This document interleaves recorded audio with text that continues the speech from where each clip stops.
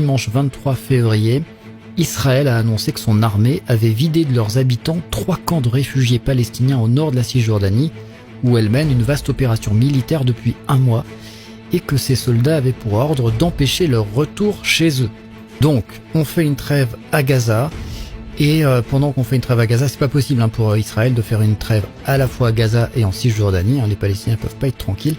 Et donc là, on les a chassés de Cisjordanie et ils ne sont pas les bienvenus. En parallèle de cette information, une actualité que je vous avais donnée il y a quelques semaines, quelques jours, je sais plus, mais c'était il y a pas si longtemps que ça, concernant Donald Trump qui devait donner un avis d'ici peu, là je pense d'ici 2 semaines, concernant le fait de ne pas s'opposer à Benjamin Netanyahou qui souhaiterait annexer la Cisjordanie.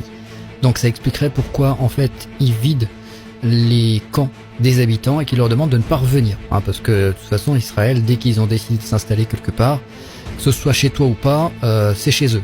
C'est un peu comme vous savez quand il y a des squatteurs qui viennent chez vous, ils changent les verrous et vous pouvez rien faire, vous pouvez même appeler la police elle vous dit non mais c'est l'hiver donc laissez-les tranquilles, puis après elle vous dit oui mais quand même qu'est-ce que vous voulez qu'on fasse, comme à Gaza. Je pense que les habitants de Cisjordanie, eh bien ils mourront pour leur terre, mais ils ne partiront pas comme ça.